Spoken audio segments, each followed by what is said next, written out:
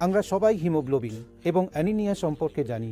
আমরা সবাই জানি যে লোহা হিমোগ্লোবিনের একটি অপরিহার্য অংশ এবং যদি আপনার শরীরে লোহার পরিমাণ কম থাকে তাহলে আপনি অ্যানিমিয়া হতে পারেন। লোহা খাবার থেকে আসে এবং লোহা বিভিন্ন উপায়ে হারিয়ে যায়। মহিলাদের মধ্যে সবচেয়ে সাধারণভাবে ঋতুস্রাবের মাধ্যমে। যখন আপনি লৌহঘটিত অ্যানিমিয়া চিকিৎসা করছেন একজন চিকিৎসক হিসেবে, আমরা এখন কিছু লোহা পরীক্ষা করতে চাই। আপনার শরীরে লোহার স্তর কতটুকু? এই পরীক্ষার একটি অংশে আমরা একটি পরীক্ষা করি যাকে লোহা বাঁধাই ক্ষমতা বলা হয়, যা ট্রান্সফেরিন নামেও পরিচিত। লোহা বাঁধাই ক্ষমতা আমাদের চিকিৎসকদের বলে আপনার শরীরে পর্যাপ্ত লোহা আছে কিনা। উদাহরণস্বরূপ, যদি আপনার লোহা বাঁধাই ক্ষমতা বেশি হয়, তার মানে শরীরে লোহা বাঁধার জন্য পর্যাপ্ত প্রোটিন আছে কিন্তু লোহা কম।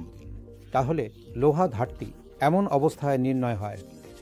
লোহা বাঁধাই ক্ষমতা কেবল একটি প্রোটিনের সূচক। এর উচ্চ পরিমাণ আপনার শরীরে লোহা কম থাকার নির্দেশ করে। তবে কিছু পরিস্থিতিতে, যেমন রোগীর যদি লিভারের রোগ থাকে যাকে সিরোসিস বলা হয়, তখন প্রোটিন কম উৎপন্ন হয়। এমন ক্ষেত্রে লোহা ঘাটতি থাকা সত্ত্বেও লোহা বাঁধাই ক্ষমতা কম হবে। তাই এই সতর্কতা মাথায় রেখে লোহা বাঁধাই ক্ষমতা লোহা ঘাটতির সূচক হিসেবে ব্যবহার করা যেতে পারে একজন চিকিৎসক হিসেবে অ্যানিমিয়ার ধরন নির্ণয়ের জন্য।